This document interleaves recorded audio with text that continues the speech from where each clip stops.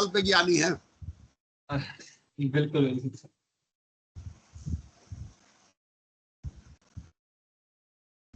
एक मिनट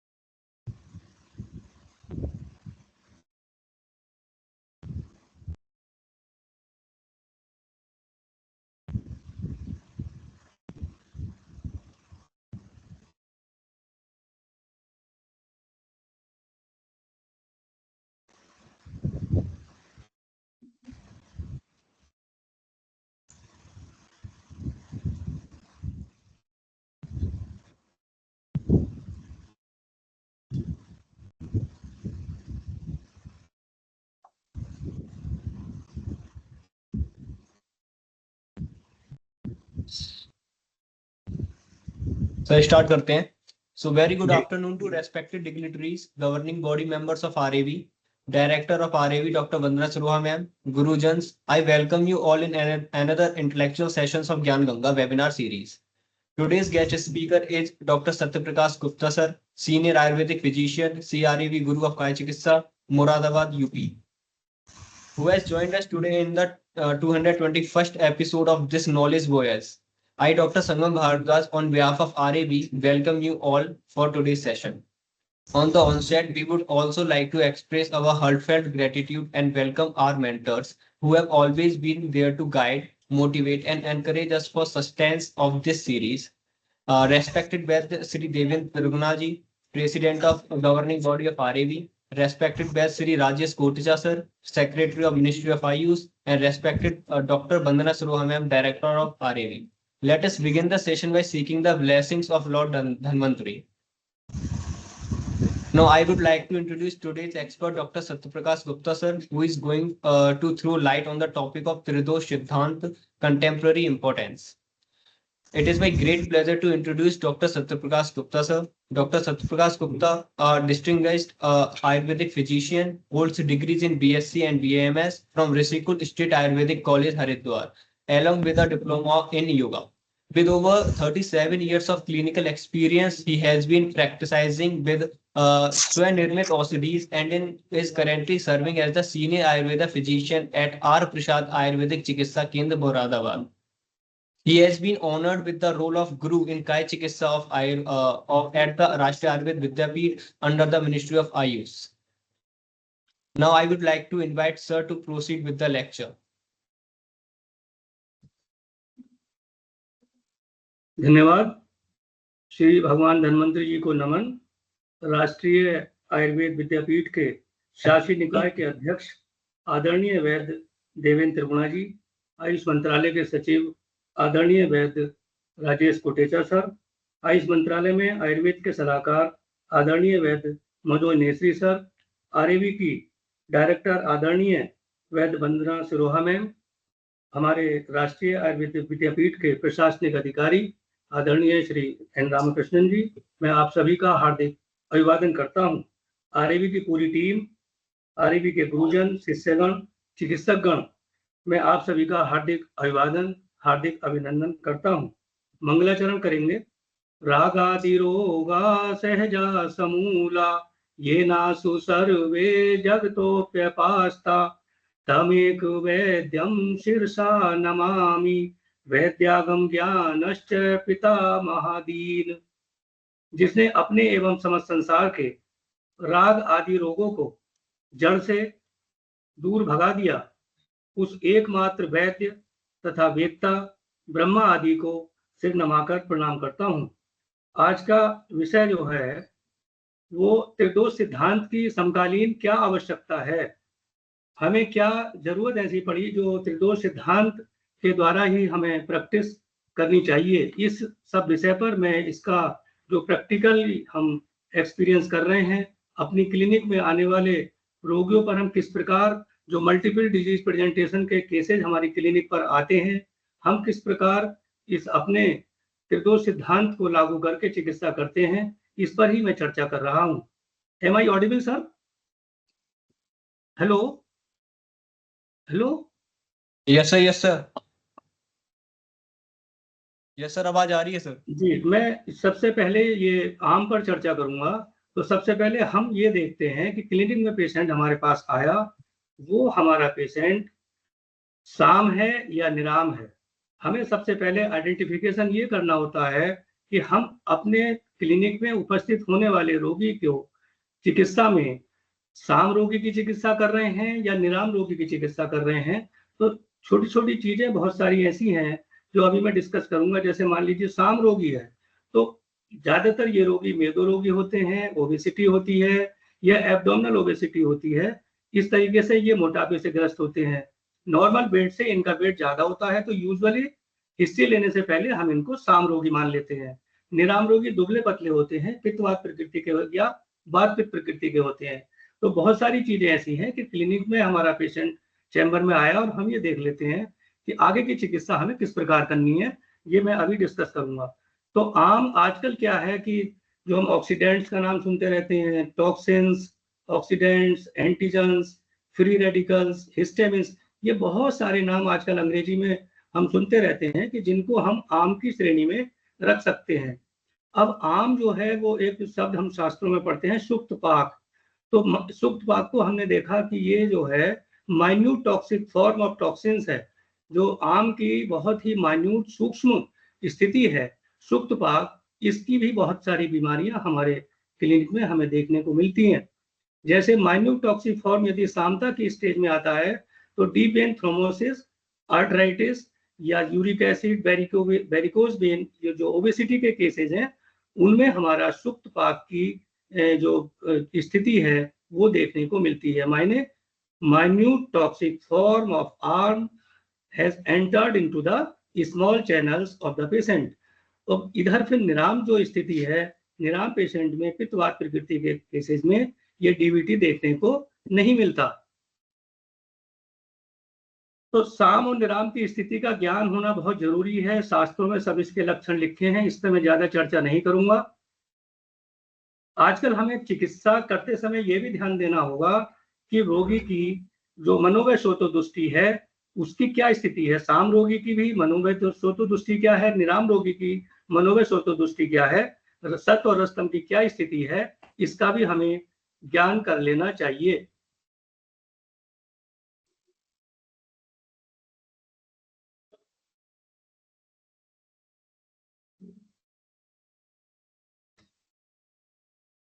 अब दोषावस्था का महत्व। अब जो पेशेंट है हमारे पास, वो जब हमारे पास प्रेजेंट होता है तो हम ये देखते हैं कि मल्टीपल डिजीज प्रेजेंटेशन है। हम चीफ कंप्लेंट रोगी से पूछते हैं कि भाई तुम्हें क्या परेशानी है।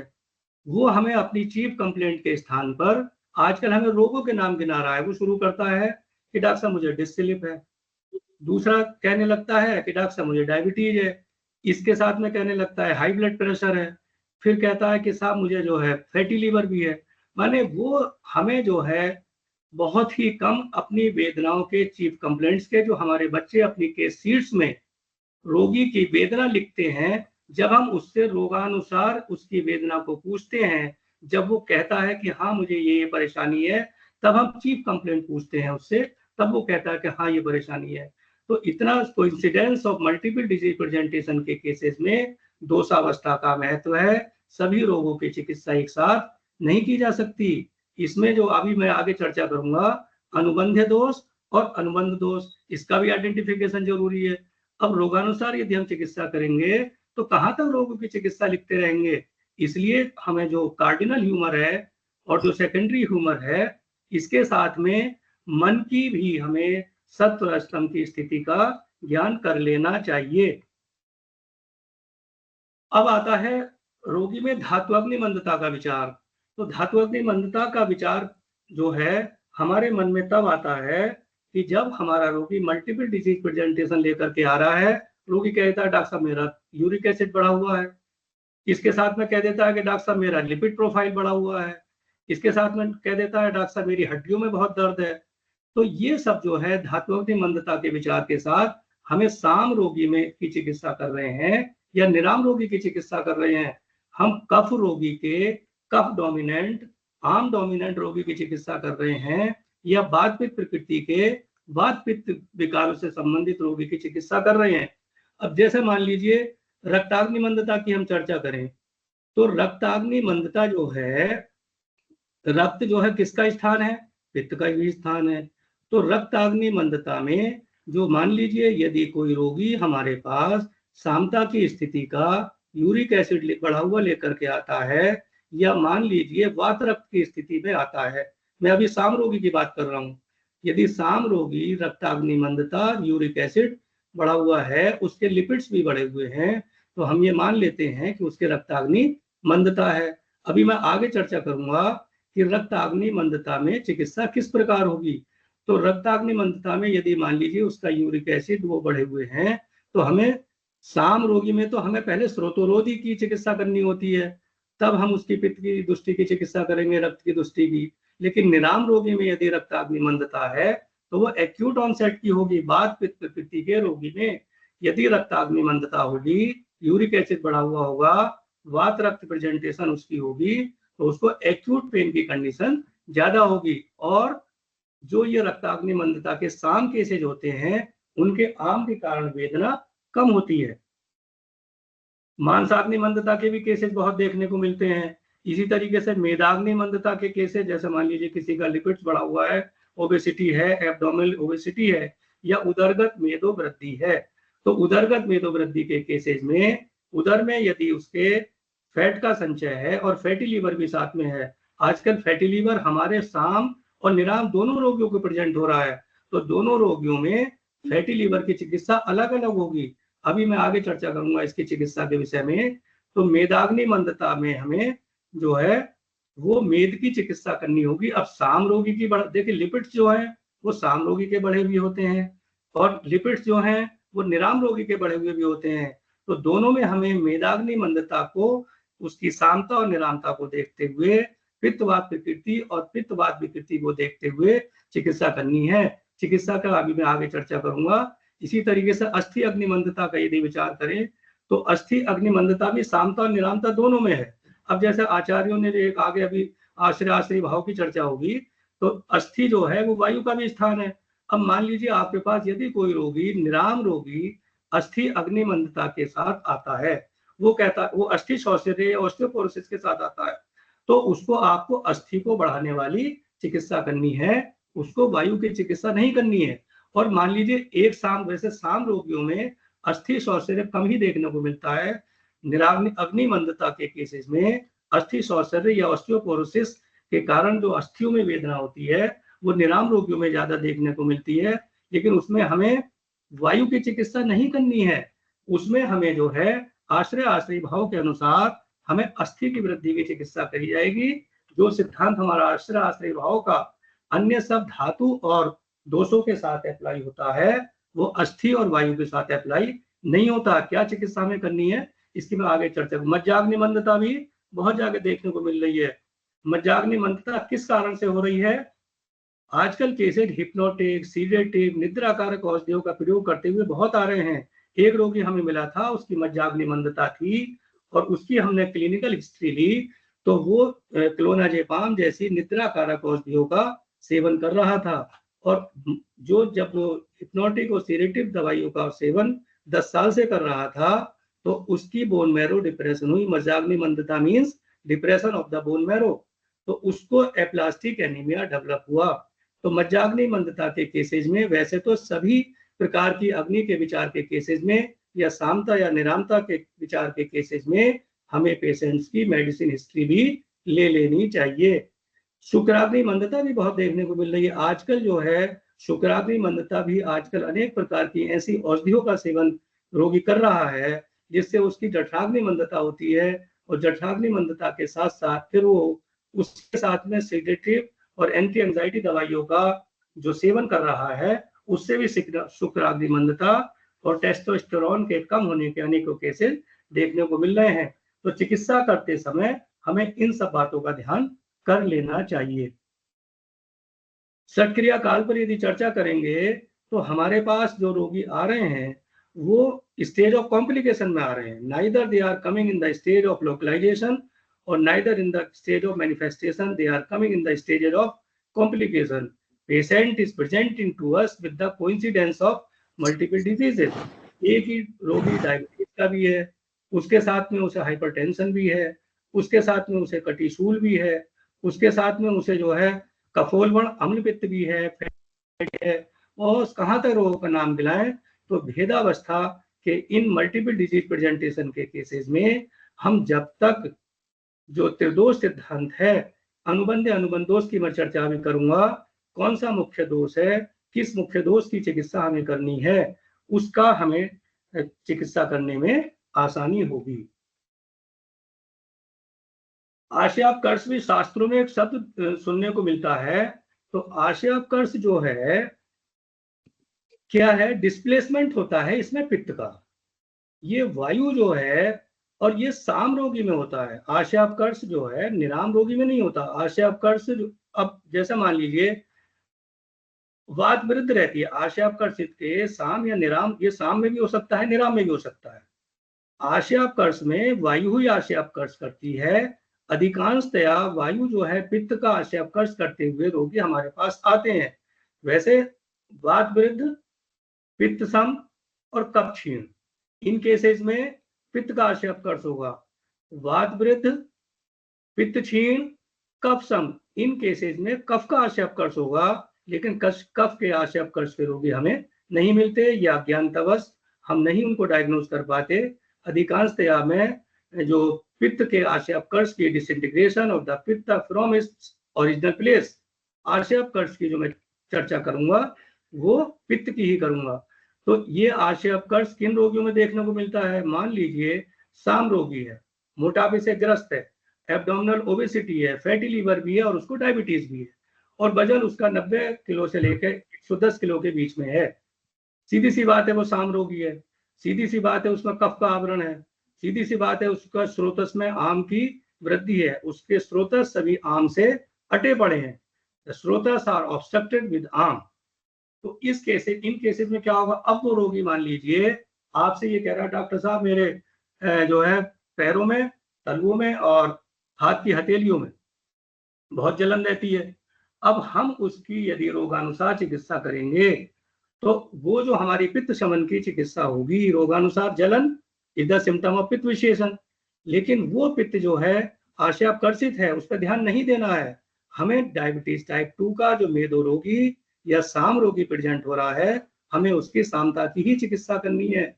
हमें उसकी जो निराम प्रेजेंटेशन है दैट इज फॉल्स और दैट इज कंफ्यूजिंग अस। आशयापकर्ष एक ऐसा शब्द है जिसका हमें ध्यान देना होगा। हाँ, आप यदि अत्यधिक दाह है तो चंदन या मुल्तानी मिट्टी का लेप आप लगवा सकते हैं। लेकिन यदि आप रोगानुसार चिकित्सा करने बैठ गए, कभी कभी रोगी केवल और केवल ये साम रोगी हमारे पास एक ही कंप्लेंट लेके आते हैं, डॉक्टर साहब वैसे तो मुझे बहुत सारी बीमारियां हैं लेकिन मेरे हाथ पैरों में जलन रहती है। अब if without the identification of samata and niramata, without the identification of the ashayapakarsha of the pitta in the स्रोतसेस, कि ये पित्त आया कहाँ से है, हमने उसकी लक्षणानुसार पित्त के शमन की चिकित्सा की, तो वो क्या होगा? पित्त शमन की चिकित्सा श्रोतोरोध करेगी, कफ की वृद्धि कर देगी और कफ की वृद्धि से श्रोतोरोध होकर के उसके रोग में वृद्धि होगी। इसलिए इस आशयापकर्ष का ध्यान देना बहुत आवश्यक है। अनुबंध है और अनुबंध दोष जो सेकेंडरी और प्राइमरी, अनुबंध को सेकेंडरी कहते हैं और अनुबंध को प्रधान कहते हैं। तो इसका आइडेंटिफिकेशन हमें करना होता है, बहुत आसान है, ये कोई कठिन काम नहीं है। अनुबंध दोष, यदि मान लीजिए आपके पास 90 से 110 किलो के वजन का कोई रोगी है, कोई व्यक्ति है और वो आपके क्लिनिक में प्रेजेंट हो रहा है, तो उसका प्रधान दोष क्या होगा? आम होगा। और प्रधान दोष कब होगा? और जो अनुबंध सेकेंडरी ह्यूमर लेकर के रोगी आ रहा है, मान लीजिए उसका ही जो आशयापकर्ष अभी ऊपर चर्चा हुई थी, तो आशयापकर्षित दोष सेकेंडरी था उस जो है आम की प्रधानता के रोगी में। वैसे तो साम रोगी भी एक्यूट निरामता के साथ आ सकते हैं और निराम रोगी भी एक्यूट सामता के साथ आ सकते हैं, लेकिन साम रोगी में यदि निरामता होगी, माने मोटे व्यक्ति में कफ डोमिनेंट प्रकृति के व्यक्ति में यदि निरामता का रोग होगा, निरामता मीन्स वात पित्त का रोग होगा, तो वो पित्त का रोग एक्यूट ऑनसेट का होगा, वो क्रॉनिक ऑनसेट का नहीं होगा। उसमें उस समय के लिए आप अल्पकाल के लिए पित्त के शमन की चिकित्सा कर सकते हैं। रोगी साम है, इसका तात्पर्य ये नहीं हुआ कि वो निरामता के रोग, पित्त या वात के रोग लेकर के नहीं आ सकता। एक्यूट ऑनसेट का होगा, सद्य उसको पित्त का विशेषण हो सकता है। जैसा मान लीजिए आज के लोग डिस्प्रिन खाते रहते हैं, तो उसको पेप्टिक अल्सर हो सकता है, या उसको जो है फीवर हो सकता है। डेंगू फीवर भी सामता के रोगी में निरामता की प्रेजेंस हो सकती है और वो ब्लीडिंग टेंडेंसी के साथ लेकर भी आ सकता है। तो इसलिए हमें ये ध्यान देखना होगा कि सामता का रोगी एक्यूट ऑनसेट ऑफ निरामता में भी आ सकता है, उस समय निरामता की चिकित्सा करनी है, और निरामता का रोगी भी एक्यूट सामता में आ सकता है, लेकिन वो अल्पकाल की होगी और सद्य ऑनसेट की होगी। तो इस तरीके से हमें अनुबंध दोष और आशयापकर्ष का ध्यान अवश्य कर लेना चाहिए। व्याधि संकर, ये अभी मैं चर्चा कर चुका हूं कि बहुत सारे रोग लेकर के रोगी हमारे पास आ रहा है। अनेक रोग के होने पर हमें जो अनुबंध कार्डिनल ह्यूमर है या सेकेंडरी ह्यूमर है, उसका आइडेंटिफिकेशन जरूरी है। इसकी मैं चर्चा कर चुका हूं। आजकल एकार्थकारी रोग नहीं मिल रहे हैं, आजकल हमें उभयार्थकारी रोग मिल रहे हैं। तो क्योंकि एक आजकल ऐसी टेंडेंसी है कि पेशेंट एलर्जी ट्रीटमेंट के लिए डॉक्टर के पास गया, उसने औषधि का ट्रीटमेंट लिया और पित्ती, जिसको अर्टिकेरिया कहते हैं, शीत पित्त कहते हैं, शीत पित्त का ट्रीटमेंट लेते लेते भी अनेकों रोगियों में मधुमेह उत्पन्न हो रहा है, अनेक रोगियों में सामता उत्पन्न हो रही है।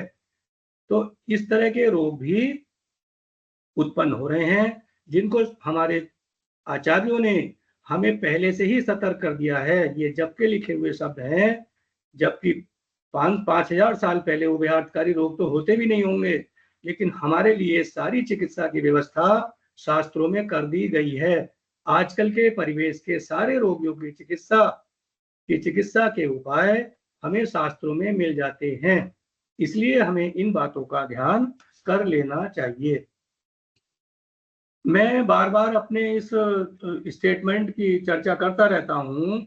आई फ्रिक्वेंटली डिस्कस दिस श्लोक ऑफ सुश्रुत सूत्र स्थान 21/31।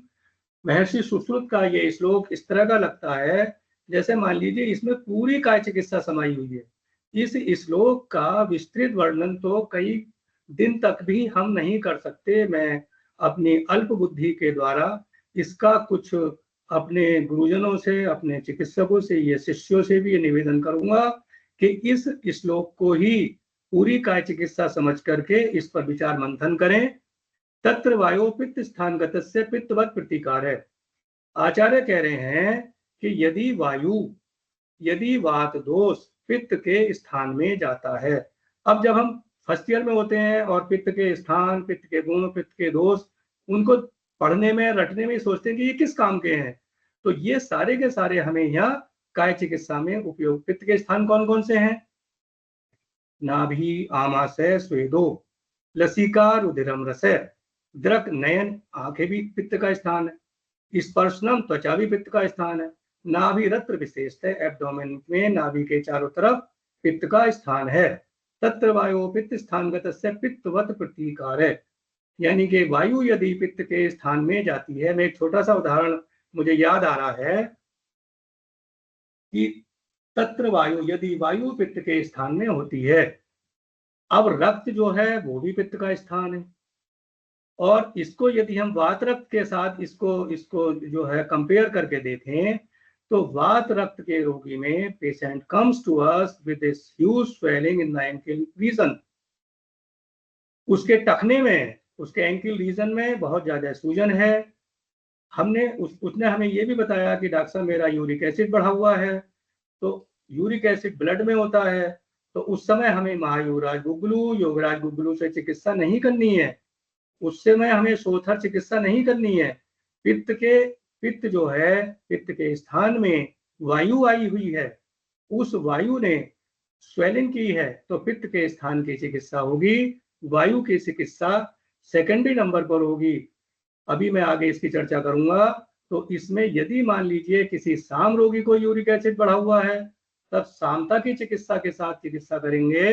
निराम रोगी को यदि यूरिक एसिड बढ़ा हुआ है, तो सीधे सीधे हम उसको महामंजिष्ठादि क्वाथ, कैशोर गुग्गलू, आरोग्यवर्धिनी नहीं देंगे निराम रोगी को, वो साम रोगी को देंगे, भल्ला तक नहीं देंगे निराम रोगी को। हम उसकी सामता को, साम रोगी की सामता को हटाते हुए पित्त की चिकित्सा करेंगे, वात की चिकित्सा करेंगे।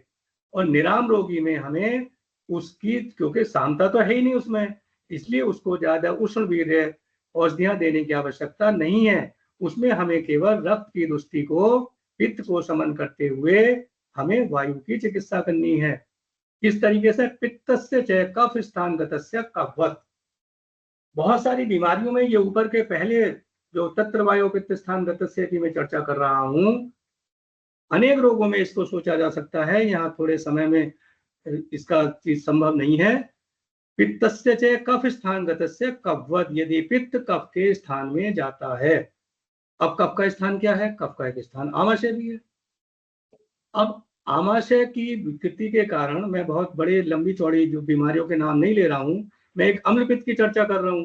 मान लीजिए आपके कोई आता है और वो कहता है कि डॉक्टर साहब मुझे एसिडिटी, साम रोगी है। वैसे तो सामता निरामता का दोनों का ध्यान करना कि हमारे साम रोगी को एसिडिटी है या निराम रोगी को एसिडिटी है, क्योंकि दोनों की चिकित्सा अलग अलग है। पित्तस्य च कफ स्थान गतस्य कफवत, यदि पित्त जो है कफ के स्थान में आया हुआ है, तो यानी कि आमाशय में पहुंचे हुए साम रोगी के एसिडिटी की चिकित्सा में हमें कफ का शमन करना होगा। यदि हम उस रोगी में पित्त का शमन कामदुधारस या और अन्य पित्त शमन की औषधियों के द्वारा करेंगे, या हम पित्त विरेचन के लिए एलोपैथी का चूर्ण का प्रयोग करेंगे, तो वो छद्म विद्या जैसा माना जाएगा। आचार्य हमारे महर्षि सुश्रुत के अनुसार हम यदि किसी साम रोगी के कफ स्थान में उत्पन्न हुए अम्लपित्त की चिकित्सा में यदि पित्त शमन की चिकित्सा कर रहे हैं, मान लीजिए जवार मोरा, मुक्ता शुक्ति, मुक्ता पिष्टि, पिरवाल पिष्टि, और बहुत सारी औषधियां हैं, आमल की रसायन है, मध्यस्थी है, बहुत सारी पित्त की शमन की चिकित्सा है, वो अभी मैं आगे चर्चा करूंगा। तो इसके लिए आचार्य ने हमें सतर्क किया है। विद्वान चिकित्सक लोग इस विषय पर अवश्य ध्यान दें। कफस्य च वात स्थान गतस्य वातवत, इसमें आचार्य ने हमारे लिए थोड़ी आसानी कर दी है, क्योंकि कफ जो है यदि वात के स्थान में जाता है, वात का स्थान क्या है? वात के स्थान तो पूरा शरीर है, लेकिन हम पक्वाशयगत वात की दृष्टि को ही ले लेते हैं। यदि उदर में आदमान और गौरव, उदर आदमान, उदर आटोप की शिकायत कफ की करता है, गौरव और आदमान की शिकायत करता है, कफ के साथ वात भी प्रकोपित होती है, तो हमें वातवत चिकित्सा करनी पड़ेगी। वातवत चिकित्सा में भी हमें उष्ण वीर्य द्रव्यों का ही प्रयोग करते हैं, और कफ की चिकित्सा में भी हम उष्ण वीर्य द्रव्यों का प्रयोग करते हैं। इसलिए आचार्य ने हमें इस क्रिया विभाग में थोड़ा सा छूट दे दी है गलती करने के लिए, लेकिन पहले और दूसरे वात और पित्त के स्थानों में हमारे लिए कोई छूट नहीं है, इस बात का ध्यान रखना चाहिए। अब अम्लपित्त की चर्चा करते हैं। अम्लपित्त आचार्य हमारे माधवकर जी ने वात संसर्गित, कफ संसर्गित, वात कफ संसर्गित और श्लेष्म पित्त, इस 4 प्रकार के अम्लपित्त की चिकित्सा का वर्णन शास्त्रों में देखने को मिलता है। लेकिन हम अपने ही चिकित्सकों के पेपर और रोगी को दी हुई चिकित्सा का यदि हम आकलन करें, तो अम्लपित्त की डायग्नोसिस के साथ अधिकांश चिकित्सक हमें पित्त के शमन की चिकित्सा करते हुए दिखाई दे रहे हैं। लेकिन आचार्य माधवकर ने वात संसर्गित अम्लपित्त की, कफ संसर्गित अम्लपित्त, अब ये रोगी कौन होते हैं ये देखिए। उस जमाने में 5000 साल पहले जब ये अम्लपित्त आचार्यों ने लिखा होगा, तो सारा वर्णन आज के परिवेश का उन्होंने चारों अम्ल पित्त कर दिए हैं। इसके अलावा और कोई अम्ल पित्त मिलता ही नहीं है। तो वातावरण अम्ल पित्त में हमने विचार किया तो ये आजकल क्या है, एंजाइटी इंड्यूस्ड जो है अम्ल पित्त के केसेस बहुत मिल रहे हैं। IBS, जिसको कि हम सोचकर ग्रहणी या भय अतिसार या आजकल IBS सुनते रहते हैं, या IBS का दूसरा नाम एक डिससिनर्जिया भी अंग्रेजी के डॉक्टर लेने लगे हैं। और पैरोक्सिस्मल सुप्रावेंट्रिकुलर टैकीकार्डिया के केसेस में भी जब मान लीजिए एंजाइटी हुई, पेल्पिटेशन हुआ, पेल्पिटेशन से हृदय की तीव्र गति का जो प्रेशर है किस पर पड़ा, डायफ्राम पर, डायफ्राम का प्रेशर किस पर पड़ा, आमाशय पर, और आमाशय में जो अम्ल हुआ वो रिफ्लक्स होता हुआ हमारे गले में या हमारी ईसोफेगस में, चेस्ट में हमें बर्निंग की कंप्लेंट देता है। तो वातोवर्ण अम्ल पित्त की तुलना हम आजकल के एंजाइटी इंड्यूस्ड जो रस्तम की दुस्ती वाले निराम रोगी हैं, मैं साम रोगी की बात नहीं कर रहा हूं, वो नीचे कफोलवर्ण में है। वातोवर्ण अम्ल पित्त में जो निराम रोगी हैं पित्तवात प्रकृति के या वात पित्त प्रकृति के, पित्तवात प्रकृति के हम कौन से रोगी देखते हैं, दुबले पतले, वात पित्त दुबले पतले जो प्रोफेशनल होते हैं, प्रोफेसर, वकील इत्यादि को हम बिना सोचे समझे दुबले पतले रोगी को पित्तवात प्रकृति में रख देते हैं। और जो रोगी मजदूर टाइप के हैं दूसरे, उनको हम दुबले पतले को वात पित्त प्रकृति में रख देते हैं। ये कॉमनली है, वैसे विस्तृत विश्लेषण से हो सकता है कुछ इसमें बदलाव हो। तो वातोवर्ण अम्ल पित्त के रोगी कौन से हुए, जिनके मनोवय सोतो दुष्टि होती है और रस्तम की दुष्टि के कारण उनको ऐसा होता। अब कफोलवर्ण पर आ जाइए। कफोलवर्ण अम्ल पित्त जैसा कि हमें सूचित कर रहा है कि ये कब संसर्गित है। निश्चित सी बात है कि ये कफोलवर्ण अम्ल पित्त जो है साम रोगी को होगा, और यदि कफोलवर्ण अम्ल पित्त हम निराम रोगी को कहते हैं, हो सकता है, लेकिन उसमें एक्यूट ऑनसेट होगी और इसमें ये क्रॉनिक ऑनसेट होगी। उसमें जो आम है, क्योंकि क्रॉनिक ऑनसेट के कफोलवर्ण अम्ल पित्त में अम्ल जो है वो सुप्त पाक की हम पीछे चर्चा कर चुके हैं। कफोलवर्ण अम्ल पित्त में जो आम का सुप्त पाक है, minute toxic form of toxins has entered into the small channels, सूक्ष्म स्रोतों में भी अम्ल पित्त के, टॉक्सिक के, अम्ल के, आम के जो तत्व हैं वो जा चुके हैं। तो इसलिए क्रॉनिक ऑनसेट का जीर्ण व्याधि वाला कफोलवर्ण अम्ल पित्त की चर्चा कर रहे हैं। ये अम्ल पित्त मोटे रोगी को होता है, ये आमद रोगी को होता है, उदर वृद्धि जिनमें होती है, मोटे पेट लेकर के जो हमारी क्लिनिक में आते हैं उनको होता है, या हाइपोथायराइडिज्म इंड्यूस्ड ओबेसिटी वालों को होता है। तो इन रोगियों में हमें अम्ल पित्त में सामता की ही चिकित्सा करनी है। चिकित्सा का विचार, क्या क्या औषधियां हम प्रयोग कर रहे हैं, वो मैं अभी आगे चर्चा करूंगा। अब आ जाइए वात कफोलवर्ण। वात कफोलवर्ण अम्ल पित्त को आचार्यों ने जो कहा है वो मान लीजिए वात कफोलवर्ण अम्ल पित्त जो है वो मोटे रोगी को होगा और उसके साथ उसको हाइपरटेंशन भी होगा, उसमें वात की व्यान वायु वैषम्य भी होगा, कोई सी बात का भी, किसी ना किसी बात का भी प्रकोप उसमें होगा, और रोगी साम होगा। कब संसर्गित होगा, तो ये रोगी कौन हुए, diabetes type 2 with fatty liver, with obesity, with अम्ल पित्त। कफोलवर्ण वाले अम्ल पित्त के रोगी मेदो रोगी होते हैं और ये हाइपरटेंशन से अधिकांशतया जूझते रहते हैं। इनको हम वात कफोलवर्ण अम्ल पित्त में कह सकते हैं। अब एक चौथा नाम आचार्य ने श्लेष्म पित्त भी दिया है। ये नाम बड़ा कठिन है, मैंने बहुत विचार किया इस पर। तो क्योंकि श्लेष्म पित्त जो था वो कफोलवर्ण भी आ गया ऊपर, फिर उधर आचार्य ने पित्त भी कह दिया। तो श्लेष्म पित्त जो है, श्लेष्म पित्त क्या हुआ, हमने विचार किया, सभी चिकित्सकों से मेरा ये अनुरोध है कि ये श्लेष्म पित्त जो है, क्या किस रोगी को हम श्लेष्म पित्त से पीड़ित बता सकते हैं। तो मेरे अनुसार एक्यूट ऑनसेट का, तीव्र व्याधि का जो निराम रोगी होगा, मिथ्याहार विहार के कारण आटोप और आत्मान के साथ जो हमसे अम्ल पित्त के लक्षण, दाह या जलन की शिकायत हमसे वो करेगा, तो उसको हम श्लेष्मिक अम्ल पित्त के उसमें डायग्नोसिस में रख सकते हैं। माने रोगी निराम होगा, रोगी दुबला पतला होगा, लेकिन 2 या 4 दिन से उसने मिथ्याहार विहार किया होगा और उसके कारण उसको अम्ल पित्त बना होगा। तो ये श्लेष्मा का प्रकोप हुआ पित्त प्रकृति के रोगी में। तो ये बड़ा एक विचारणीय आचार्य माधवकर ने हमारे लिए जो है आज के परिवेश के अनुसार चर्चा की है।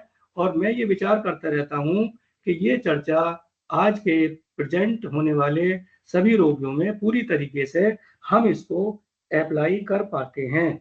या जो पेनक्रेटाइटिस के रोगी हैं, मान लीजिए निराम रोगी है और कोई पेनक्रेटाइटिस लेकर के आपको आया है अग्न्याशय शोथ, तो निराम रोगी के पेनक्रेटाइटिस के रोगी को भी आप जो है श्लेष्म पित्त के अम्ल पित्त के में रख सकते हैं। यानी कि निराम रोगी की शॉर्ट ड्यूरेशन की आम अवस्था के रोगी को श्लेष्म पित्त में रख सकते हैं।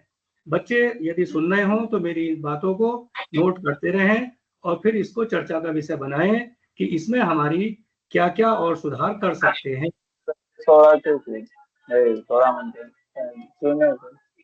Am I audible sir? Am I audible? Yes sir, you are audible sir. जारी रखें, कंटिन्यू रखें सर? जी सर, कंटिन्यू करें।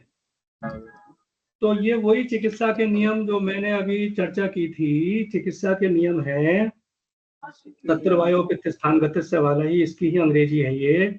If vata reaches on the place of pitta, treatment must based on management of pitta. On the place of cough, the management was based on the lines of management of cough. If cough reaches, ये वही उसकी अंग्रेजी है, cough reaches या visits on the place of bath, management must be based on the lines of bath. अब ये आती है 10 बिग रोगी परीक्षा का विषय। वैसे तो हमें 10 के 10 इन पर ध्यान देने की बहुत आवश्यकता है, लेकिन प्रकृति विकृति और सत्व, इन तीन को तो हमें बहुत ही ध्यान देना चाहिए।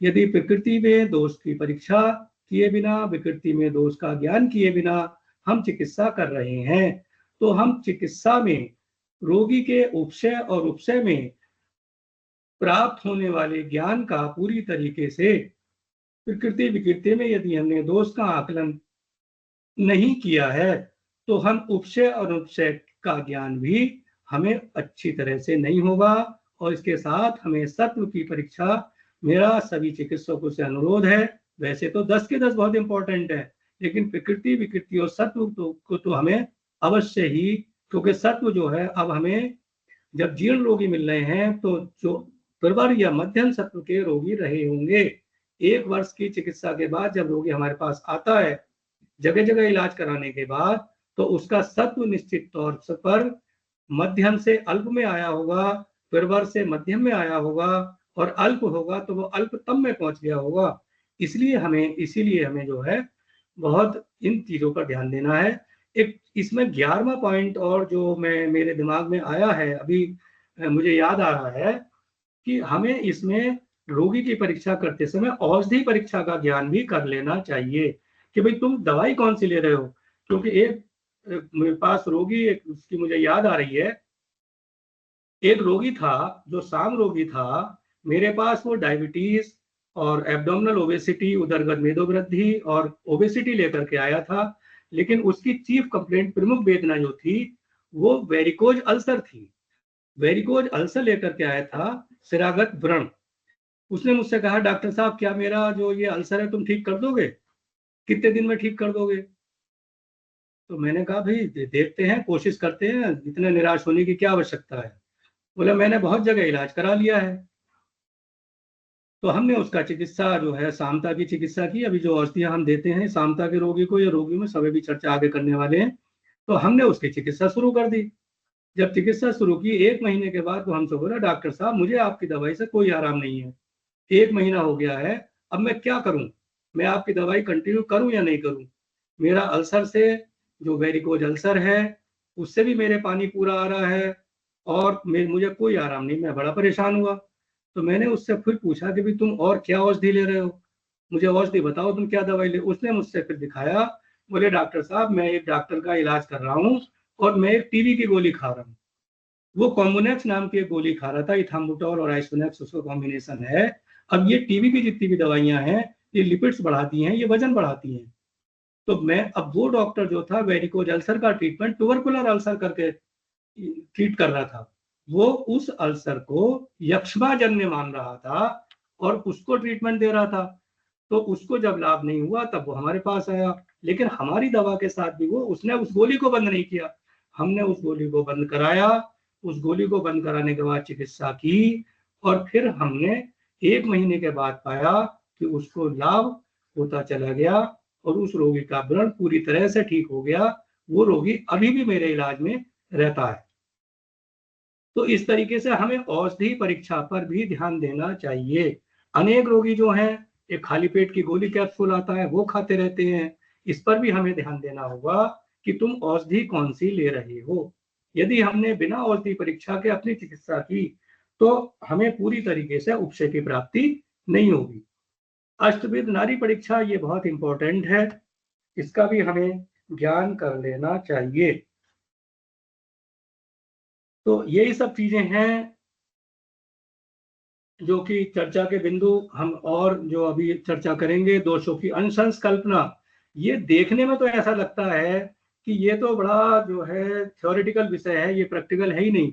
लेकिन जब कभी हमें चिकित्सा में जो है उपशय या अनुपशय की प्राप्ति होती है, भाई उपशय है, भाई उपशय क्यों मिला हमें इस पेशेंट से, क्यों लाभ हो रहा है चिकित्सा में, तो हम जब उसके कौन से दोष को हमने लेकर के चिकित्सा की और इस रोगी के कौन से दोष के कौन से गुण ने इसको कम करने में हेल्प की हमारी चिकित्सा ने, तो फिर अनुशंस कल्पना बहुत इंपॉर्टेंट सब्जेक्ट बन जाता है।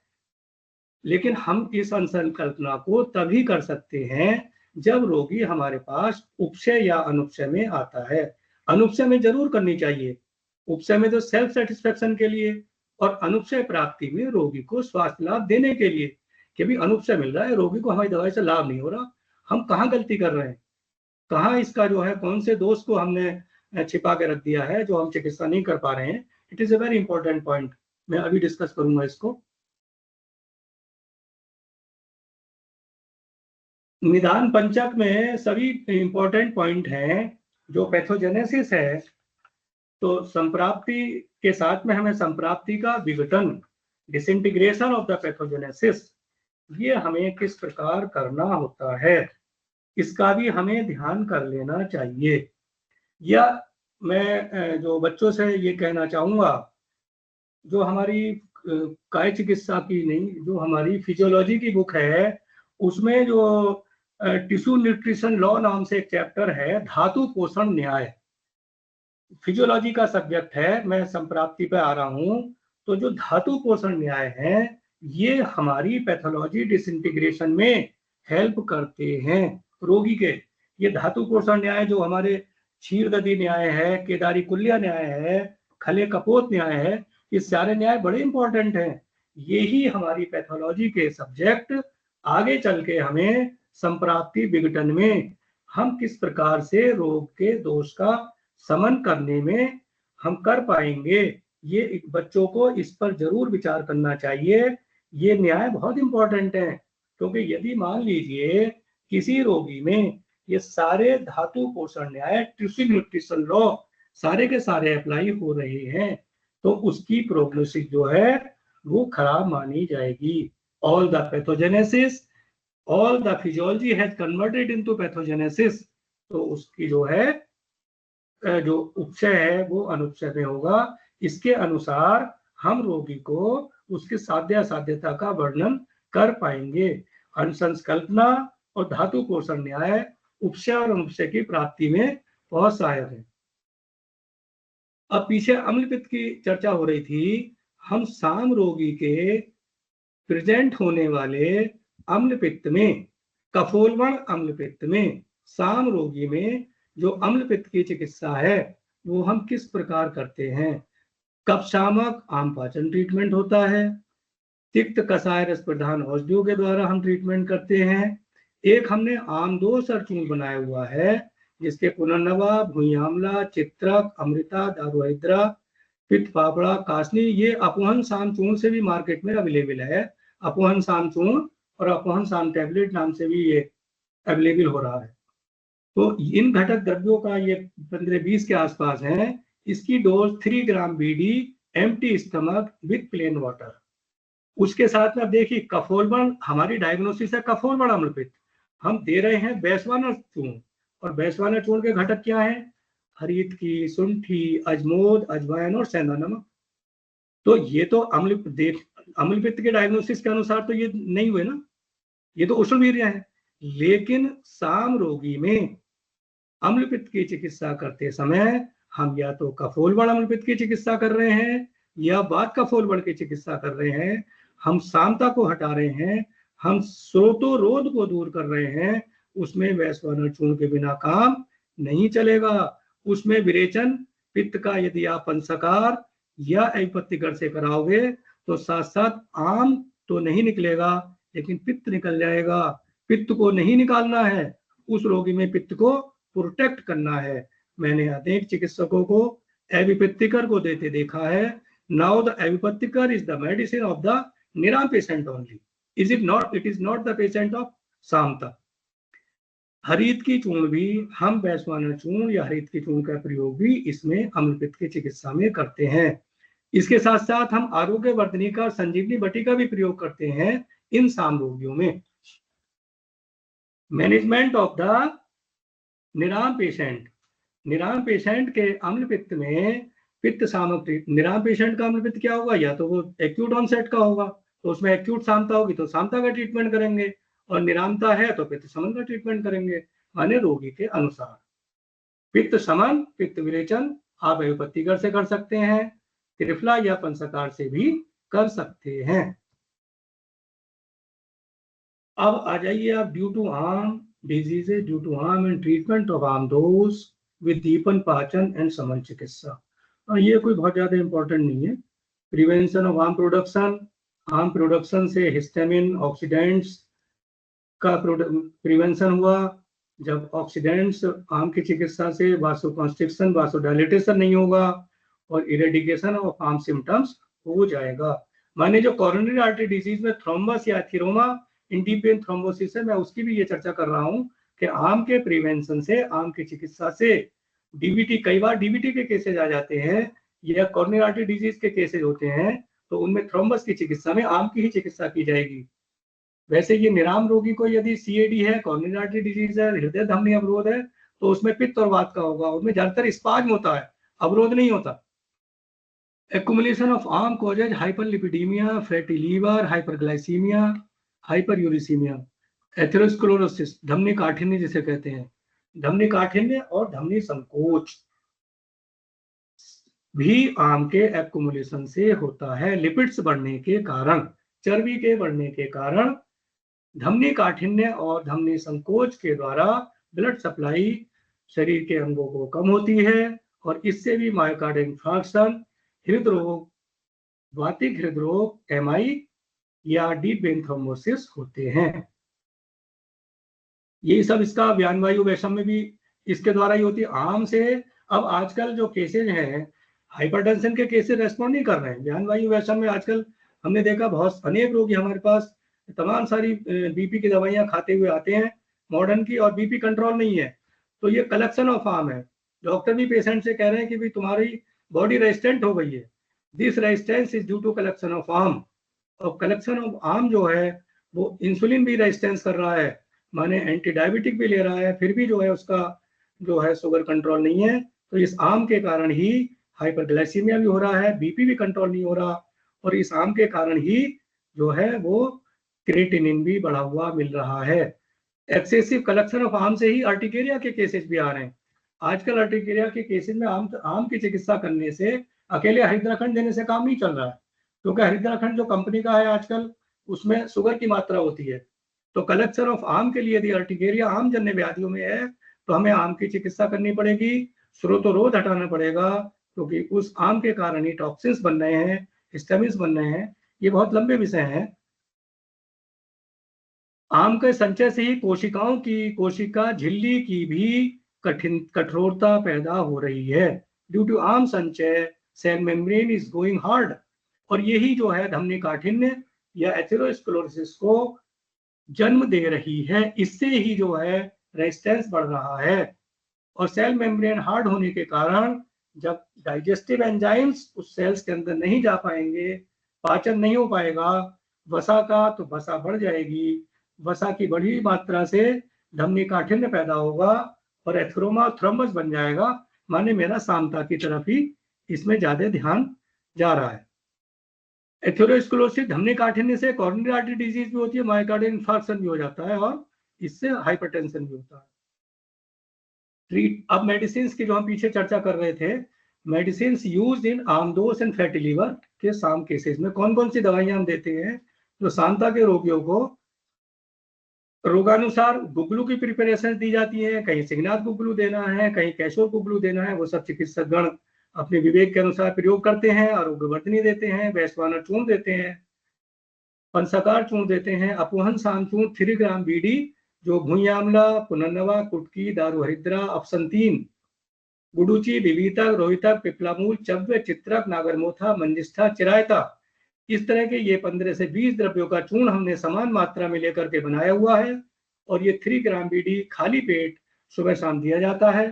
सूक्ष्म स्रोतों से आम के संचय को हटाने के लिए यह औषधि कारगर है।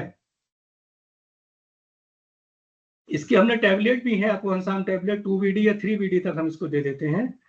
गुगलू प्रिपरेशन, आरोग्यवर्धनी, पंचसाकार चूर्ण, संजीवनी बटी भी 250 mg बीडी के प्रयोग करते हैं। भल्लातक चूर्ण भी हम इसमें 400 mg ओडी या बीडी देते हैं। फलत्रिकादिक्वाथ, पारसी ज्ञवानी और सुगंध वाला तगर और खुरासानी अजवाइन जो है वो भी इसमें 500 mg के उसके कैप्सूल हम प्रयोग करते हैं। ये मनोवय स्रोतो दुष्टि में भी काम करती है, मस्तिष्कगत बात दुष्टि में भी काम करती है, वात के समन में भी काम करती है और आम के पाचन में भी काम करती है। पारसी ज्ञवानी और सुगंध वाला is a very good important drug for the anxiety and neurosis of the साम और निराम केसेज। साम चेतस, निराम चेतस के कैप्सूल भी अवेलेबल है। हरित की चूर्ण में be given according to dosage involvement. शेष चिकित्सा रोगी के दोष मैनिफेस्टेशन और व्याधि मैनिफेस्टेशन के अनुसार की जाएगी। Role of Ayurveda for immunity enhancing rasayanas. अब जो है आजकल इम्यूनिटी बढ़ाने का बड़ी चर्चा चल रही है कि साहब इम्यूनिटी बढ़ाओ, लोग अश्वगंधा लेते रहते हैं, इस पर अभी आगे चर्चा करेंगे। ये साम में जो औषधियां हैं वो भल्लातक, चित्रा, खरीद की, वैश्वानर चूर्ण, गुगलू, शिलाजीत, संजीवनी बटी, आरोग्यवर्धनी बटी, त्रिकटु चूर्ण, चोपचिन्नी आदि चूर्ण, शुद्ध कुचला, पारसी ज्ञवानी, सुगंध वाला, फलत्रिकादिक्वाथ, मंजिष्ठादिक्वाथ, निम्बादि चूर्ण, ये सब द्रव्य जो है हम साम केसेज में थे। सूतशेखर मैंने साम में रखा हुआ है, सूतशेखर के विषय में भी अभी चर्चा करूंगा। Sutshekhar is not the medicine for pitta vikriti, it is the medicine of pitta vidagdhavastha. इसके घटक द्रव्यों पे ध्यान देंगे अभी। निराम अवस्था के रोगियों को यदि इम्यूनिटी बढ़ानी है तो ये औषधियां हैं अश्वगंधा, च्यवनप्राश, ब्राह्मी, मध्यस्थी, आमल की चूर्ण, गिरोसत, एवपत्तिकर, पंचसाकार, रोगी की अवस्था के अनुसार ये सब औषधियां दी जा सकती हैं। Vasant Kusumakar is not the medicine of sama cases whether a patient is diabetic और नॉट। साम रोगी के लिए वसंत कुसुमाकर नहीं दिया जाता क्योंकि इसके घटक द्रव्य शीत वीर्य से भावना दी गई है और घटक द्रव्य भी इसके इंग्रेडिएंट्स भी इसके जो कैसे हैं वो कुछ शीत वीर्य हैं। यह पैतृक प्रमेय की औषधि, अभी चर्चा करूंगा इसके आगे। मनीषादि चूर्ण, कामदुधारस, प्रवाल पिस्ती, मोती पिस्ती, शुद्ध कुचला, पारसी ज्ञवानी, सुगंध वाला, मनीषादिक्वाथ, निम्बादि चूर्ण, ये सब औषधियां जो है निरामेसिन में यूज होती है। अब आजकल बसंत कुसुमाकर का प्रयोग जो है हम रोगी को देखते रहते हैं कि बिना चिकित्सक सलाह के वो जो है मधुमेह में ले रहा है। मधुमेह के लिए तो आजकल के जो टाइप 2 के रोगी हैं, जिनको मैं सामता का अभी चर्चा की थी, सामता के जो रोगी डायबिटीज टाइप 2 के हैं जिनमें इंसुलिन में रेजिस्टेंस दिख रहा है, चिकित्सक कह रहे हैं कि तुम्हारी बॉडी औषधि को रेस्पॉन्ड नहीं कर रही, तुम्हारी बॉडी रेजिस्टेंट हो गई है, उनमें हमारा बसंत कुसुमाकर अत्यंत हानिकारक है क्योंकि ये पित्त शमन की दवाई है, ये थ्रोम्बोसाइटोपिनिया की दवाई है डेंगू फीवर वालों के लिए, क्योंकि ये पित्त का शमन करती है। जब पित्त का शमन करेगी तो आम की वृद्धि करेगी, कफ की वृद्धि करेगी। ये निरामावस्था की दवाई है, ये सामावस्था की दवाई नहीं है। हाँ, टाइप 1 डायबिटीज वाले जो फ्रॉम द वेरी बिगनिंग जो बच्चे होते हैं या 20-30 साल वाले जो डायबिटिक निराम पेशेंट होते हैं उनमें दी जा सकती है। बसंत कुसुमाकर के घटक द्रव्यों पर ध्यान दिया जाए तो प्रवाल भस्म, मोती पिस्ती, रौप्य भस्म, और ये स्वर्ण भस्म, ये सब जो हैं ये औषधियां शीतवीर्य हैं। इसके साथ में कुछ रस सिंदूर वगैरह, अबरक भस्म या कुछ द्रव्य उष्ण हैं, लेकिन भावना द्रव्य हल्दी को छोड़कर सभी शीतवीर्य हैं। केले का कंद, शतावरी का रस, मालती, कमल के फूलों का रस, गन्ने का रस और अड़ूसे का। तो इन भावना द्रव्यों के साथ यह पित्त शमन की औषधि बनती है। विद्वान चिकित्सकगण इस पर ध्यान दें कि यह किस रोग में दी जानी चाहिए। तो मेरा जो अनुमान है, ये कफ का प्रकोप करेगी, सोतस का आवरण करेगी, वात प्रकोप करेगी, ओज की दुष्टि होगी, ओज क्षय होगा और मधुमेह रोग में वृद्धि हो जाएगी। अतः बसंत कुसुमा का रस का प्रयोग पित्तज प्रमेह में किया जाता है या पैतृक विकारों में भी कर सकते हैं। ये सामता के जो केसेस, मोटापे के जो केसेस निरामता या पित्त प्रकोप में आते हैं, पित्त जन्य व्याधियों में एक्यूट ऑनसेट में आते हैं, उनमें दे सकते हैं, या निराम रोगी को जो निराम व्याधियां हैं उनमें दे सकते हैं। निराम रोगी को साम व्याधियों में भी दिया जा सकता है, जैसे निराम रोगी को यदि फीवर है तब भी उसको दे सकते हैं। अश्वगंधा की बड़ी चर्चा रहती है। मैंने एक रोगी को अश्वगंधा दिया था आपसे 20 साल पहले। मुझे पता चला, मुझे भी ज्ञान नहीं था, अभी भी अल्प ज्ञान है, लेकिन मैंने एक रोगी को संधिवात में अश्वगंधा का प्रयोग किया, और भी औषधियां दी होंगी। उस रोगिणी ने मुझसे आके कहा, डॉक्टर साहब मुझे दर्द में तो आराम है, लेकिन आपकी दवाई से मेरा वजन 6 किलो बढ़ गया। मैंने उसका अश्वगंधा दिया था, पेशेंट शाम था वो, मैंने अश्वगंधा दिया, उसका वजन बढ़ गया। तब मुझे पता लगा कि ashwagandha is not the patient of सामता, it is not the ashwagandha is not the medicine for साम पेशेंट्स। और obesity, fatty liver, abdominal obesity, lipids बढ़े हुए, डायबिटीज टाइप वालों के लिए यह औषधि नहीं है। यह औषधि, इसके कॉन्ट्राइंडिकेशन निराम रोगी में भी है। अम्ल पित्त, पित्त प्रकोप या रक्त पित्त जैसे रोगों में भी इसका कॉन्ट्रा इंडिकेशन हम मानते हैं। ये एक स्टेटमेंट था कार्डियोलॉजिकल सोसाइटी ऑफ इंडिया का। मैं अपने चिकित्सकों से चर्चा करता रहता हूँ। ये 26/9/15 के टाइम्स ऑफ इंडिया की न्यूज है कि 42% मरीजों में कार्डियोलॉजिकल सोसाइटी ऑफ इंडिया ने यह कहा है कि रोगियों का बीपी दवाई के बावजूद भी कंट्रोल नहीं है। ये सब सामता, निरामता और मनोवय सोतोदुष्टि के कारण है। It is due to the toxicity, due to arm and due to the manovaha srotodushti. इसमें हमें ध्यान देना चाहिए। आश्रय आश्रय भाव की हम चर्चा पीछे कर ही चुके हैं। अब ये अंश कल्पना का जो विषय है ये बड़ा गूढ़ है। जैसे मान लीजिए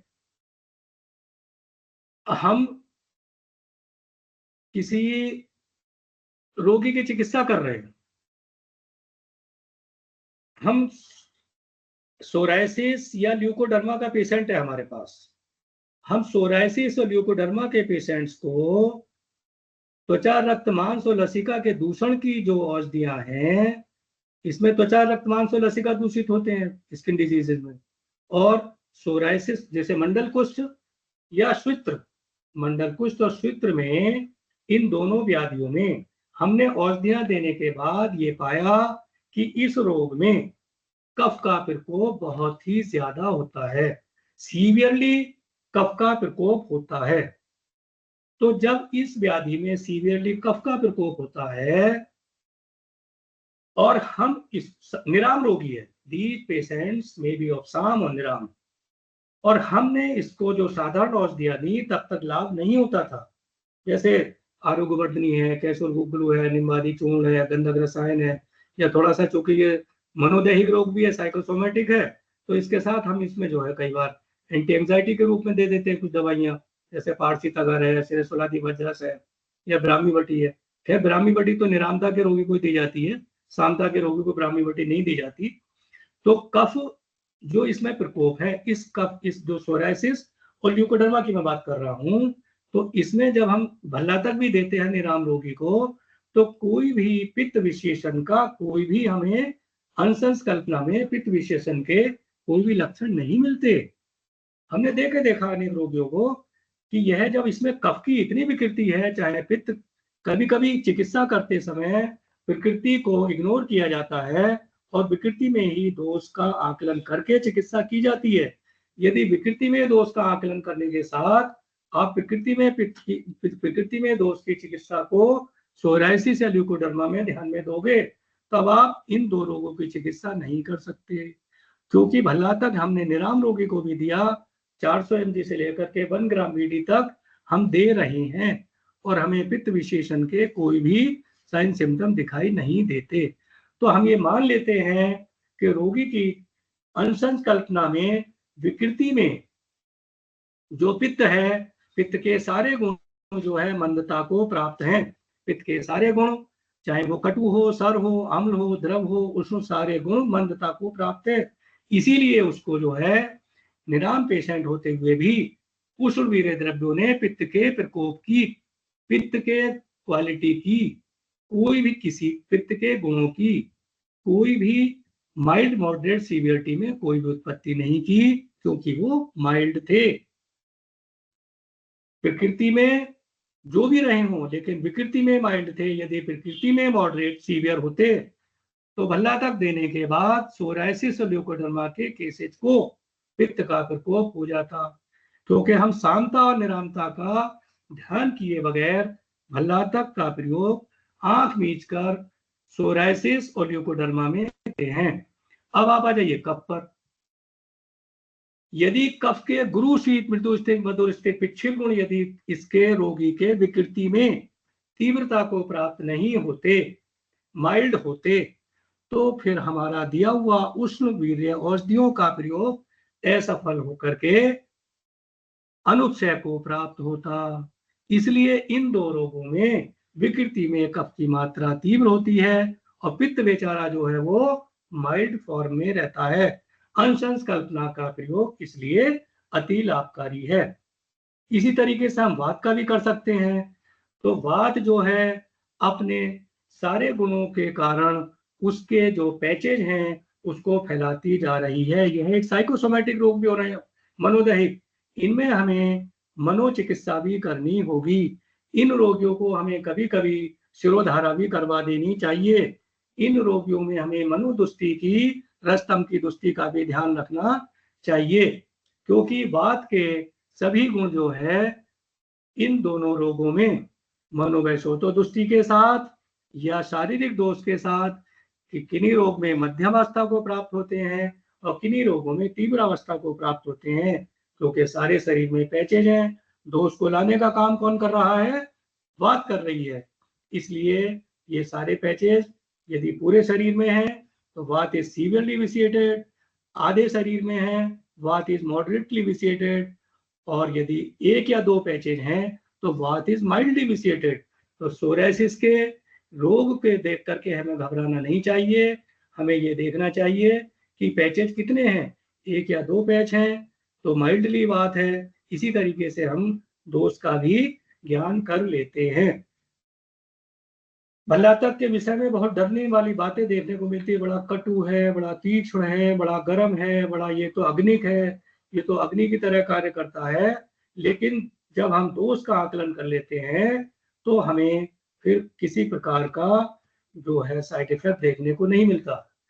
अब जो है आचार्य ने क्या कहा है, हमें आचार्य की कही हुई बातों को ही कई बार अनेक व्याधियों में हम जो है दृष्ट कर्मा वैद्य नहीं है। मैं तो विशेष करके बहुत ज्यादा दृष्ट कर्मा वैद्य नहीं हूँ।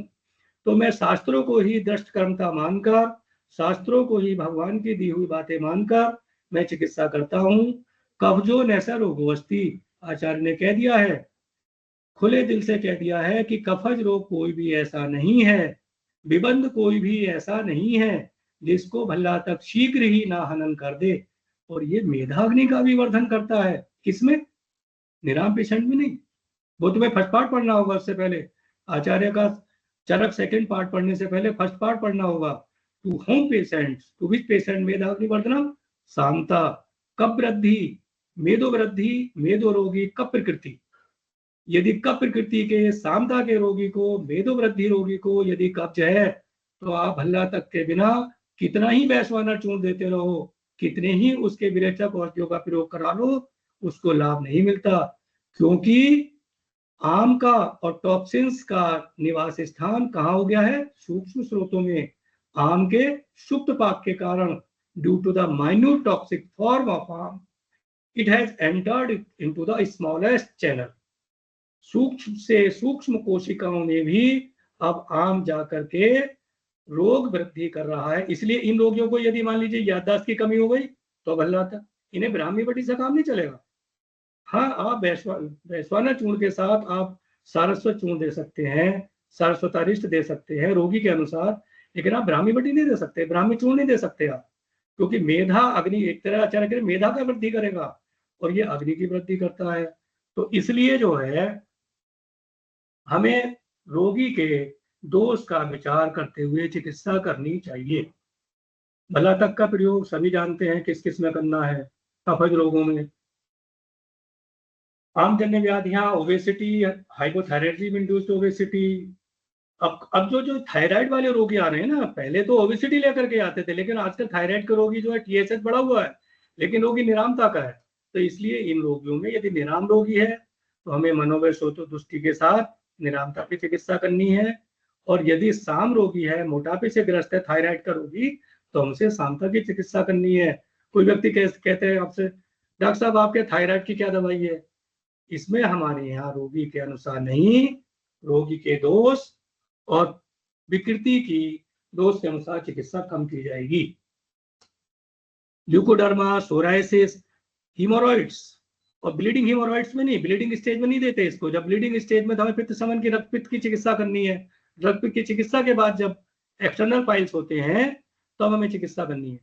Leucoderma, psoriasis, urticaria, rheumatoid arthritis, but all these cases must be some except leukoderma and psoriasis। मंडल कुष्ठ और स्वित्र के अतिरिक्त इन दो रोगों में मैं भल्ला तक का प्रयोग दोष परीक्षा करके करता हूं, और सोरायसिस और ल्यूकोडर्मा में भल्ला तक का प्रयोग बिना दोष की परीक्षा के करने लगा हूं। विद्वान चिकित्सकगण इस पर ध्यान दें। यह बहुत छोटे छोटे इसमें मैं अपना व्याख्यान दे रहा हूं, लेकिन इस पर एक एक स्लाइड पर एक एक घंटे बोला जा सकता है। मैं क्षमा चाहूंगा कि मैं बहुत शॉर्ट में इस चीज को बोल पा रहा हूं, क्योंकि समय की कमी है। सूतशेखर रस, अब सूतशेखर रस की यदि चर्चा करें तो सुनने में आता है कि साहब ये तो पित्त शमन की दवाई है।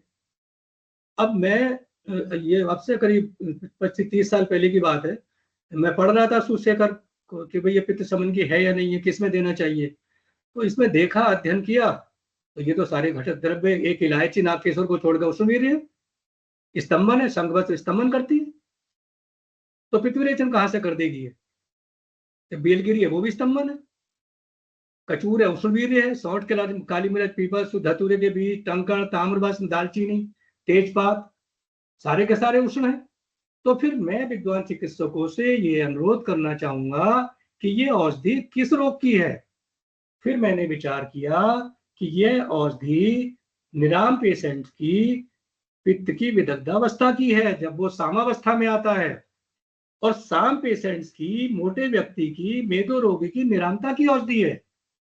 मेदो रोगी की सामता की औषधि नहीं है, क्योंकि इसमें छोटी इलायची और नागकेसर भी है। निराम रोगी की निरामता की औषधि नहीं है। जैसे निराम रोगी है, पेप्टिक अल्सर है, अब पेप्टिक अल्सर में आप उसको सूतशेखर देते क्यों दोगे? क्योंकि सौंठ, काली मिर्च, पीपल, धतूरे के बीज, शुद्ध टंकर, सारी की सारी औषधियां शीतवीर्य हैं। केवल 2 ही औषधियां शीतवीर्य हैं, शीतल प्रभाव की हैं, छोटी इलायची और नागकेसर। तो छोटी इलायची और नागकेसर जो है ये पित्त का शमन करती है, लेकिन अन्य द्रव्यों के साथ ये आम की पित्त की विदग्धावस्था स्टेज में प्रयोग की जाती होगी। मेरे अल्प ज्ञान को चिकित्सक गण मुझे क्षमा करेंगे। इस पर विचार करना चाहिए कि ये किन रोगों में दी जाती है। मेरे अनुसार परिणामशूल अंतद्रवशूल में पित्त का प्रकोप होने के कारण इसका प्रयोग वर्ज्य है। निराम रोगी में पित्त प्रकृति, पित्त विकृति होने पर इसका प्रयोग तर्क संगत लगता है।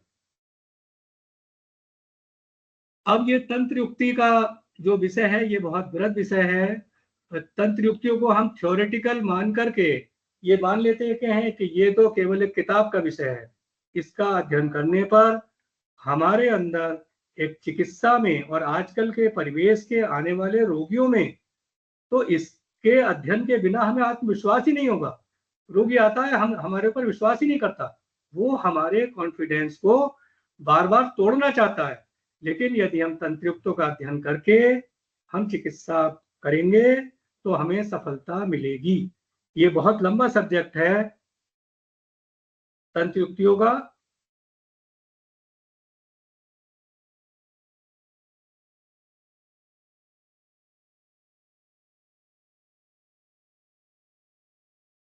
ये एक प्रसंग है, एक स्थान पर कही बात दूसरे स्थान पर भी लागू होती है और उसका समाधान भी कर देती है, तो उसे हेतुअर्थ कहते हैं।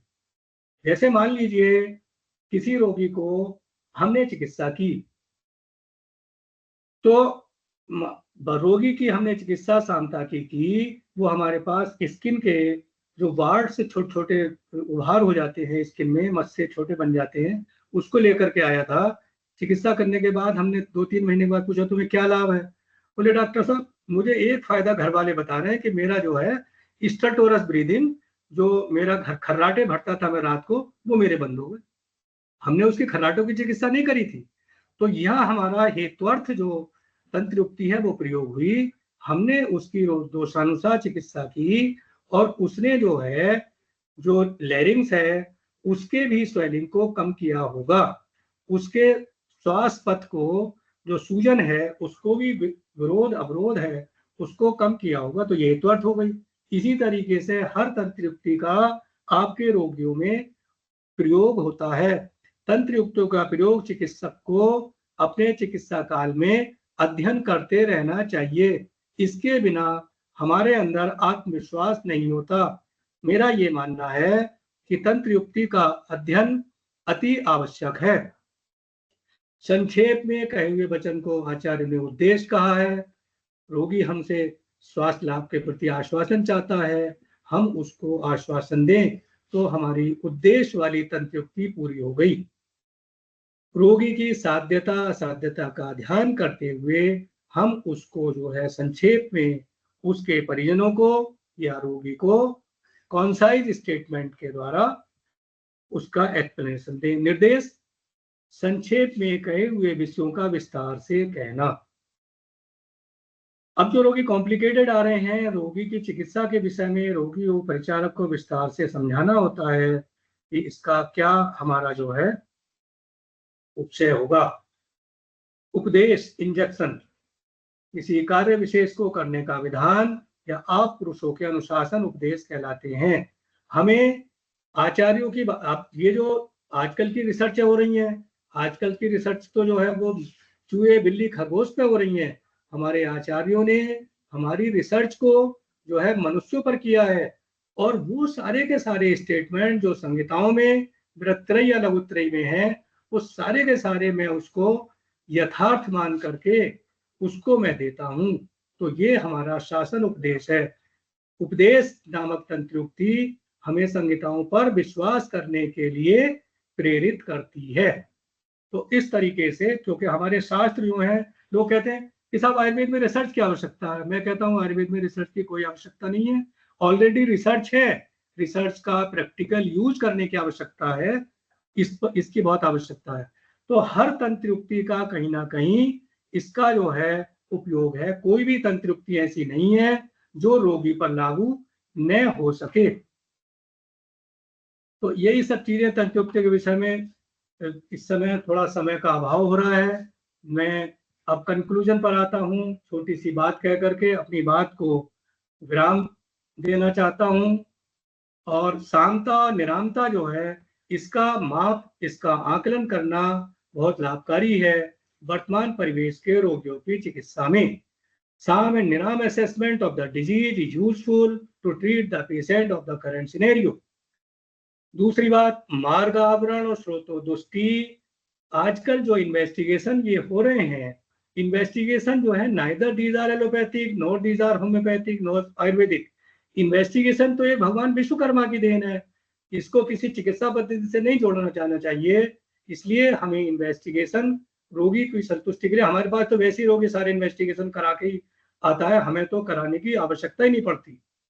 सारे पूरी फाइल पूरी पोथी लेकर के आता है।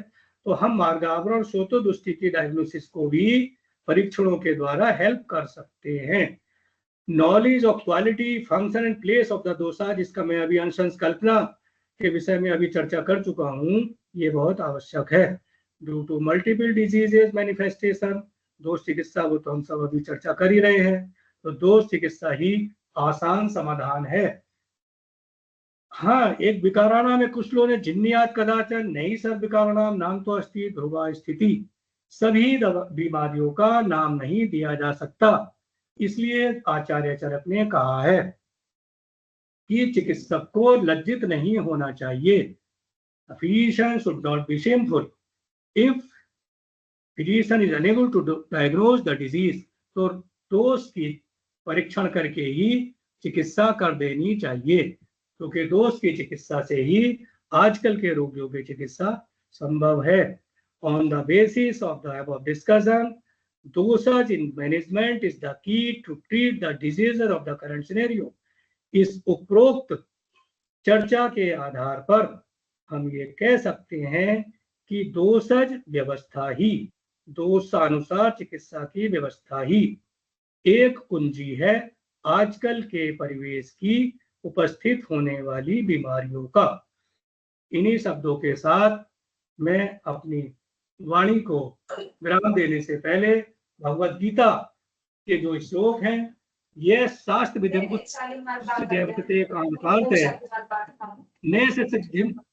नैसे सिद्धि में वापनोति न सुखम न पराम गतिम। जो पुरुष शास्त्र विधि को त्याग कर, यानी कि जो चिकित्सक लघुत्रयी विरत्रयी के दिए हुए वचनों को त्याग कर अपनी इच्छा से मनमानी चिकित्सा करता है, वह चिकित्सक न सिद्धि को प्राप्त कर सकता है, न परम गति को, न सिद्ध को ही। यह भगवान कृष्ण ने गीता में अध्याय 16 के 23 में श्लोक में कहा है। फिर चिकित्सक के लिए और पूरे समाज के लिए, पूरे विश्व के लिए यह कह दिया कि इस कर्तव्य और अकर्तव्य में यदि तुम असमंजस में पड़ रहे हो तो शास्त्रों में जाओ। Chikitsak should go into the Brihatrayi and Laghutrayi, तुम्हें सफलता मिलेगी। ऐसा जानकर तू शास्त्र विधि से नियत कर्म ही कर, इसी के लिए तू योग्य है। Discarding the injunctions of the scriptures, he who acts in an arbitrary way, मनमानवा आचरण, according to his own will according to his own sweet will, such a person neither attains occult power माने सिद्धि, nor the supreme goal, nor even happiness. दूसरे श्लोक में कह दिया, therefore the scripture alone is your guide in determining what should be done and what should not be done. Knowing this, you ought to perform only such action as is ordained by scriptures. इसलिए हमें क्या करना है, क्या नहीं करना है, अपनी मेरा ये अनुरोध है बच्चों से कि यदि दृष्ट कर्मता किसी रोग में आपको नहीं मिली है तो शास्त्रों को ही प्रमाण समझें, शास्त्रों को ही अध्ययन करते रहें, सफलता 100% मिलेगी। इन्हीं शब्दों के साथ मैं आप सभी को प्रणाम करते हुए भगवान धन्वंतरी को नमन करता हूं, अपनी वाणी को विराम देता हूं। धन्यवाद। जय भगवान धन्वंतरी, जय Ayurveda. If anyone is having any doubt, then please ask to sir. Satprakash जी, आपका बहुत बहुत बहुत बहुत धन्यवाद। बहुत अच्छा आपका जो है आज का ज्ञानवर्धन चर्चा हुई, उसके लिए पुनः आपका बहुत बहुत आभार, साधुवाद, धन्यवाद। अब मैं गुप्ता जी मैं थोड़ा क्षमा चाहूंगा, आपकी बात काटता नहीं हूं मैं, लेकिन मैं एक बात कहूंगा, जैसे आपने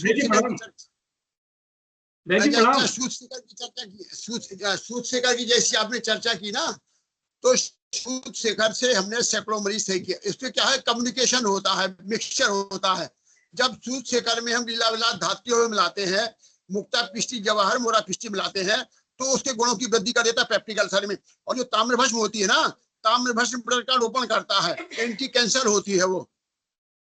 तो जो फफोले पड़ जाते हैं, छाले पड़ जाते हैं, तो आप देखिए ताम्रभस्म का प्रयोग, उसमें गुण प्रयोग देखिए ताम्रभस्म क्या प्रयोग है।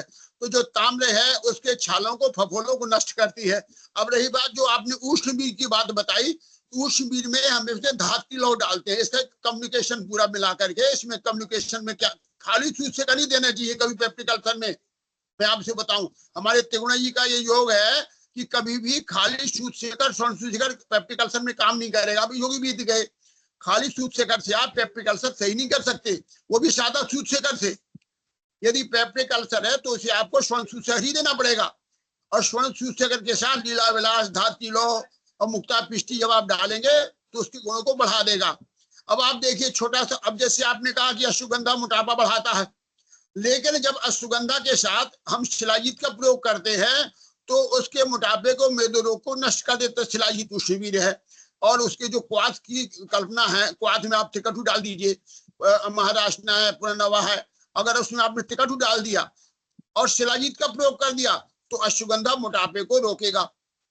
आप समझिए, तो इस प्रकार से कम्युनिकेशन करके आप औषधि को दें। तो अश्वगंधा तो अश्वगंधा ही है, नर्वाइन वीकनेस के लिए बहुत अच्छा काम करता है। तो अब आप खीर बनाते हैं तो खीर में चावल और दूध डालते तो कब्जोश की वृद्धि करता है, लेकिन जब उसमें आप छोटी इलायची डाल देते हैं तो छोटी इलायची कब्जोश को खत्म कर देता है। आप ये चिरौंजी डाल देते हैं, उसमें गरी डाल देते हैं तो गरी भी उष्णवीर है, तो उसके कब्जोश को नष्ट कर देता है, वो त्रिदोष को, सिद्धांत को जो पुष्ट करता है। तो मेरे कहने का तात्पर्य है कि अब एकल औषधि से आपका काम नहीं चल सकता। वर्तमान में स्वर्ण खाली सूद शेखर से आप पेप्रिक अल्सर ठीक नहीं कर सकते। उसको ठीक करने के लिए आपको पेप्रिक अल्सर के लिए स्वर्ण सूद शेखर अवश्य देना पड़ेगा। स्वर्ण सूद शेखर ये लीला विलास, धात्री लो, मुक्ता पिष्टी, जवाहर मोरा पिष्टी डाल दी तो उसके गुणों की अभिवृद्धि करके पेप्रिक अल्सर गारंटी के साथ 15 दिन के अंदर ठीक कर देगा। नॉट, इसमें कोई संशय नहीं है, 101%।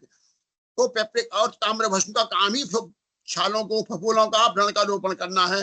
जो ताम्र भस्म इसमें पड़ी रहती है वो व्रण का रोपण करती है। तो स्वर्ण सूद शेखर आपने बहुत अच्छा बताया, बहुत बहुत आपका अभिनंदन, साधुवाद। लेकिन इसके साथ थोड़ा यदि और औषधियां मिला दी जाए तो उसकी गुणवत्ता की वृद्धि कर देती है। धन्यवाद। त्रिपाठी जी नमस्कार, कैसे हाल चाल है? मैंने ये बताया, हम तो त्रिगुणा जी के जो नुस्खे हैं उन्हीं का प्रयोग करते हैं। हाँ जी, आपने बड़ी पुरानी पुरानी बातें बता दी। तो अब गोपाल जी कैसे हाल चाल है? बहुत बढ़िया है, बहुत बहुत okay sir. On behalf of the देखिए हमारे जो है आयुर्वेद के जो है ऋषि तुल्य वाजपेयी जी बैठे हुए हैं, उनको बहुत बहुत प्रणाम।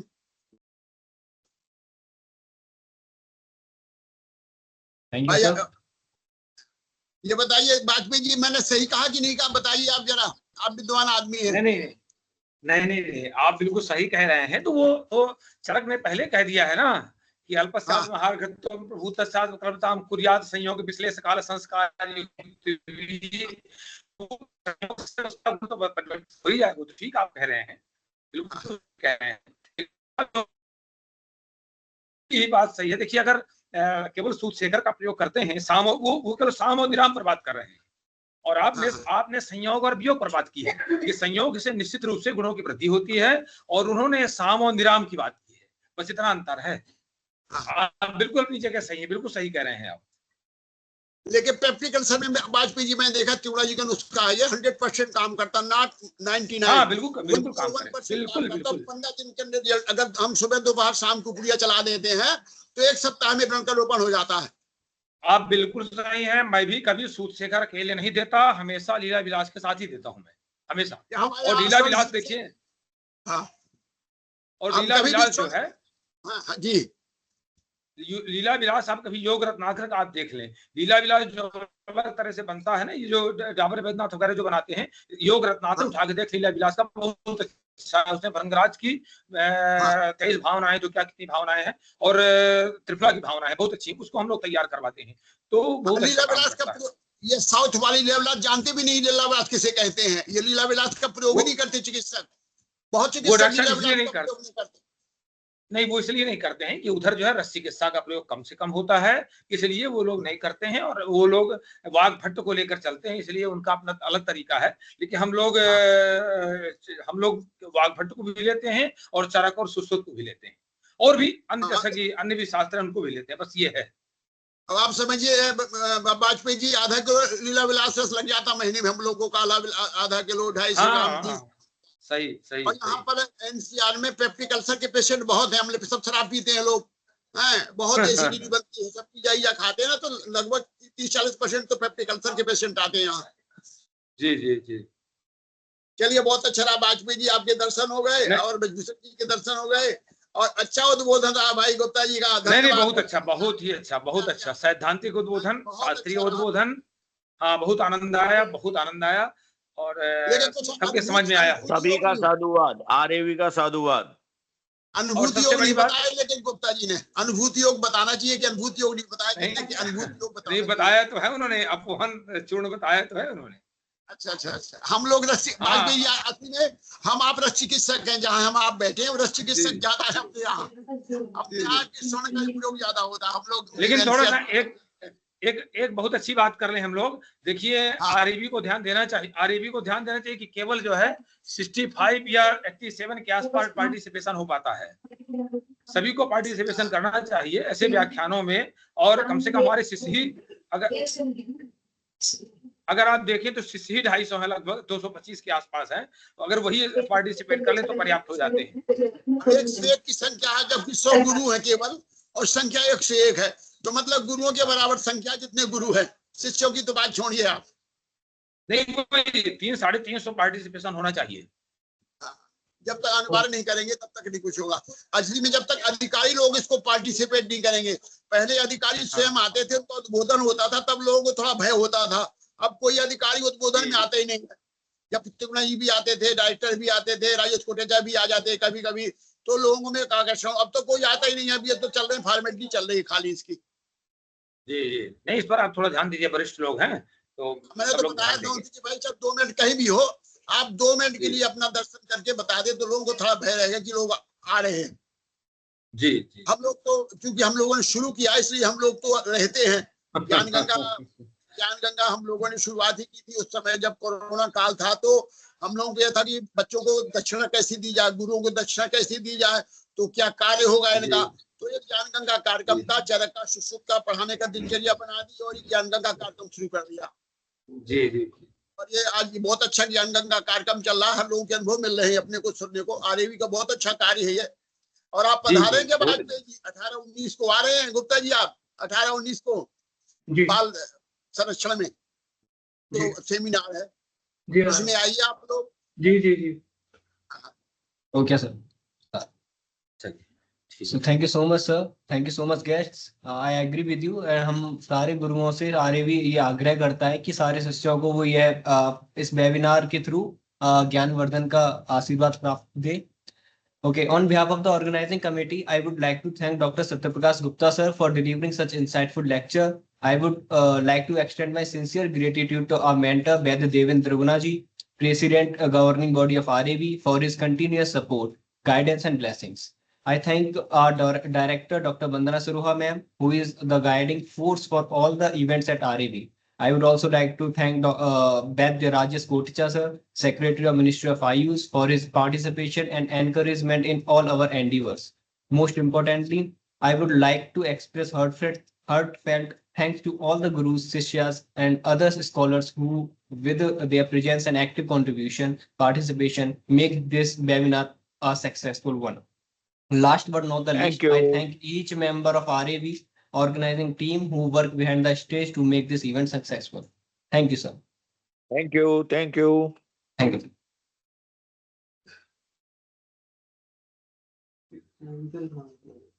में नोएडा में तो सामडेराम वाले गुप्ता जी आते नहीं है, तो सीधे पेप्टिक अल्सर के ही आते हैं, हाइपर एसिडिटी वाले। वो तो हमारे यहाँ तो चूर्ण औषधि काम ही नहीं करती नोएडा में तो भाई।